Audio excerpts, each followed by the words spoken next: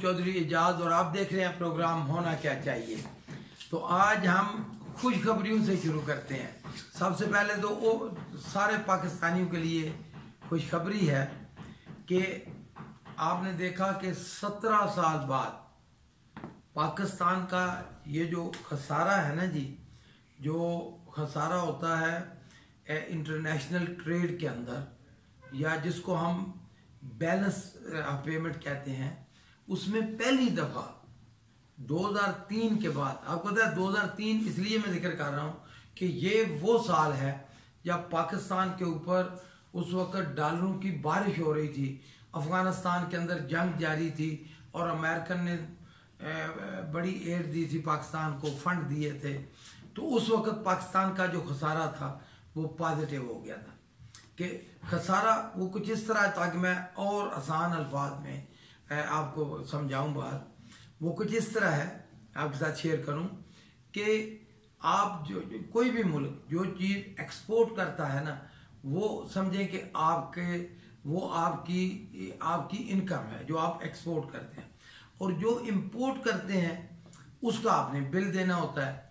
तो ये जो होती है ना इंपोर्ट और एक्सपोर्ट, इसके दरमियान जो गैप होता है, या जैसे कि हम देखें बहुत ज़्यादा इंपोर्ट कर रहे थे और हमारी एक्सपोर्ट नहीं थी, तो ये खसारा था, क्योंकि इसकी पेमेंट तो आपने देनी होती है। बाहर के मुल्कों में तो वो आप नोट छाप के नहीं दे सकते, वो तो आपने डॉलर में देनी होती है। तो आप देखें कि कितना अल्लाह ताला का फजल हुआ है पाकिस्तान के ऊपर कि इस वक्त जिस वक्त पूरी दुनिया में रिसेशन है, अमेरिका जैसे मुल्कों का बुरा हाल है, हमारा हमसाया हिंदुस्तान बहुत बुरे हालात हैं, तो पाकिस्तान, और ये देखें कि अल्लाह ताला का इतना करम है और हमारे वज़ीर आज़म की मेहनत और पाकिस्तानियों की दुआएं कि अल्लाह ताला ने पाकिस्तान को खसारे से निकाल दिया है।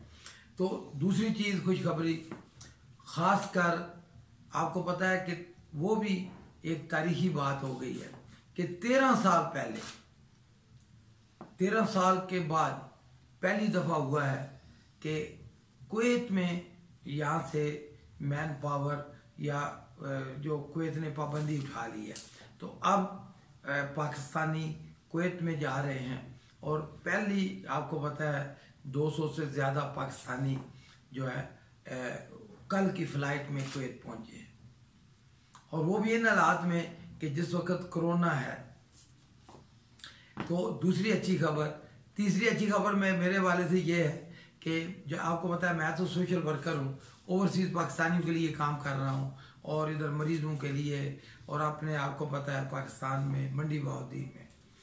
तो उसके लिए ये है कि आपको पता है ना कि पहले इटली में या कोरोना के दिनों में कि जो हालात हुए, तो अल्लाह ताला ने मुझे हिम्मत दी, अल्लाह ताला की बरकत शामिल हुई। तो सबसे ज़्यादा काम मैं फ़ख्र से कह सकता हूँ कि मैंने किया ओवरसीज़ पाकिस्तानियों के लिए, और सबसे ज़्यादा तल्लुक़ भी मेरा है ओवरसीज़ पाकिस्तानियों के साथ। तो आप देखें इस वक्त क्या हुआ है कि मैंने ये बेड़ा उठाया था, तो अब मुझे 2-3 दिन पहले ही कि वो पाकिस्तानी के जो यूनान से आए थे और यहाँ आके फंस गए हैं, अभी भी वो पाकिस्तान में हैं, तो उनके लिए खुशखबरी है कि मेरी बात हुई है एम्बेसी से, और यूनान में भी बात हुई है, पाकिस्तान के फॉरेन ऑफिस से भी बात हुई है।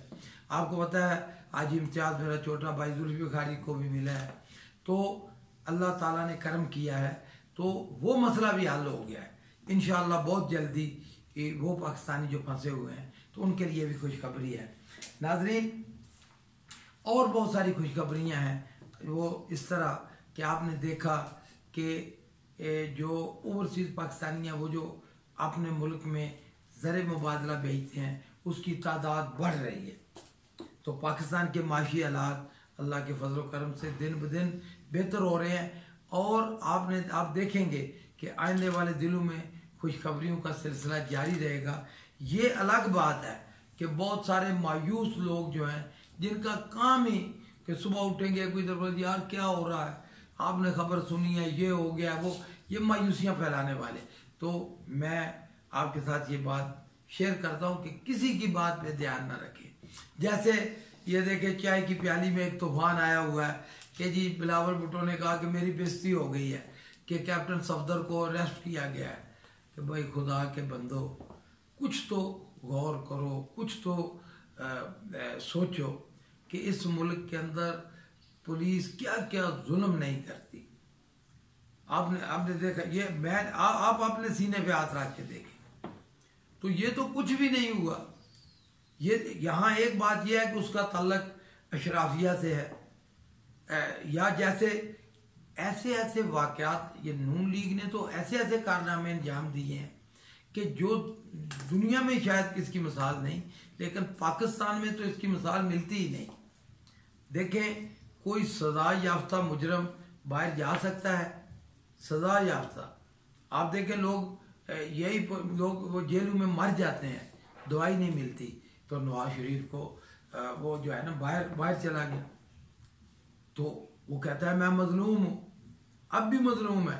फिर देखें, और इतना कि सारी ज़िंदगी कोई कारोबार नहीं किया और अरबों खरबों का मालिक है, और कहता है कि आपको क्या है। कोई पूछे ना कि ये पैसा कहाँ से आया, कहता है आपको क्या है।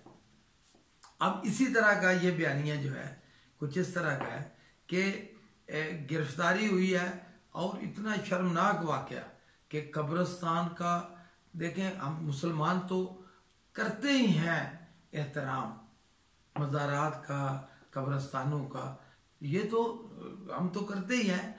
गैर ममालिक में भी जो गैर मुस्लिम हैं वो भी इस तरह इसका एहतराम करते हैं। अच्छा, कायद आज़म के मज़ार के ऊपर जो कुछ हुआ वो कहते हैं जी गलत है, लेकिन जो गिरफ्तारी हुई ये गलत है। भाई यही सिंध पुलिस, और मजलूम कौन है? सिंध पुलिस। मुझे तो यकीन करे ऐसे लगता है कि सूरज कहीं उल्टी सिमत से चढ़ा है।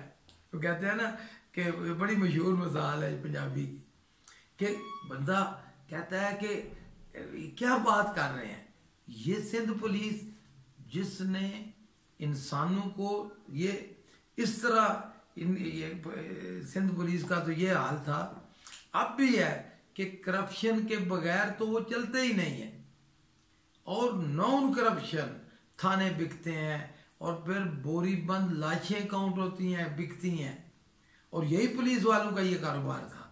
तो किसने इनको ठीक किया? रेंजर ने, पाकिस्तान अफवाज ने। अच्छा, जो चीज़ ठीक हुई है उसका क्रेडिट ये करप्ट लोग लेते हैं। और अगर कहते हैं कि पुलिस को, आईजी को अगवा कर लिया गया, सुभान अल्लाह, ये इस तरह भी होता है। उस आईजी को तो वैसे ही मर जाना चाहिए जो अगवा हो जाए, कि जो भाई 1.5 लाख फोर्स है, तुम कैसे आईजी हो कि तुम अगवा हो गए हो। तो नाज़रीन, ये सारा जब इनके पास कोई चीज़ नहीं कहने के लिए, ये सिर्फ और सिर्फ चाहते हैं कि इनके केस बंद हो जाएं। पैसे दे के जलसे करने, पैसे दे के लोगों को लाना, पैसे दे के, और मिशन क्या है? मिशन है अफवाज पाकिस्तान की बुराई करना। और इनका बयानिया और इनका जो सारा कुछ है बिक कहाँ रहा है? इंडिया में। इंडिया क्या कहता है? जो इंडिया कहता है वही नवाज शरीफ कहता है। कहते हैं जी मुल्क में खाना जंगी शुरू हो गई है। आप इंडियन मीडिया देखें तो अगर आप देखें, क्योंकि हालात हाज़रा से बाखबर रहने के लिए मुझे तो फॉलो करना पड़ता है इंडियन मीडिया, तो यकीन करें कि बंदे को, बिलावल को इंडियन मीडिया देखना चाहिए ताकि इसको शर्म आए। कि ये कहता है ना कि मुझे शर्म आई है या मैं मुंह दिखाने के काबिल नहीं। आप मुंह दिखाने के इसलिए काबिल नहीं कि आप करप्शन की पैदावार हैं। आप सिंध में देखें क्या हाल आपने किया हुआ है। आपकी हुकूमत है और आपने थर का हाल देखें। अभी कुछ दिन हुए कराची का हाल जो आपने किया था, ये पाक अफवाजी थी जिन्होंने आपके नाले तक साफ उन्होंने किए, और आपको शर्म आती है कि एक जायज़ गिरफ्तारी क्यों हुई, इस बात पे आपको शर्म आती है।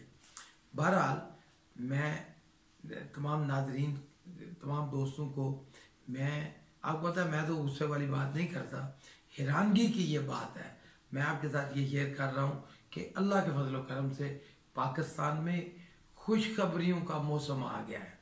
पाकिस्तान सही सिमत में चल रहा है और आप आने वाले दिनों में देखेंगे कि इमरान खान, जो पाकिस्तान की सबसे बड़ी मेजॉरिटी है, वो है किसान ज़मींदार, जिसका आज तक किसी ने ख्याल नहीं किया। उन लोगों को उनके हकूक़ के लिए और किसानों के लिए बहुत बड़ा पैकेज इमरान खान ऐलान करने वाला है इंशाअल्लाह ताला। और आप देखेंगे कि जो महंगाई है, अब सारा वज़ीर आज़म का सिर्फ और सिर्फ एक ही एजेंडा है अब कि महंगाई ख़त्म करनी है। और ये देखें, ये कहते हैं ना बिजली महंगी है, तो किसने महंगी की है बिजली जी? इमरान खान तो नहीं ये कारखाने लगाए जो महंगी बिजली दे रहे हैं। ये सारे जनरेटर वगैरह ये सारे ये या जरदारी के कारनामे हैं या फिर ये नवाज शरीफ के कारनामे हैं, क्योंकि इन्होंने ढंग से तो एक भी काम नहीं किया, जो भी किया करप्शन के लिए किया।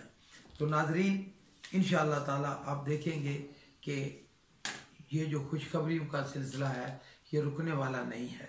और ओवरसीज़ पाकिस्तानियों के लिए आखिरी जो मैं आखिर में बात खुशखबरी देना चाहता हूँ कि आप अब आने वाले इलेक्शन में हर ओवरसीज़ पाकिस्तानी अपनी नेशनलिटी ख़त्म उस मुल्क में, जैसे आप यूके में हैं, नेशनलिटी ख़त्म किए बगैर ये कानून बन रहा है इंशाअल्लाह ताला।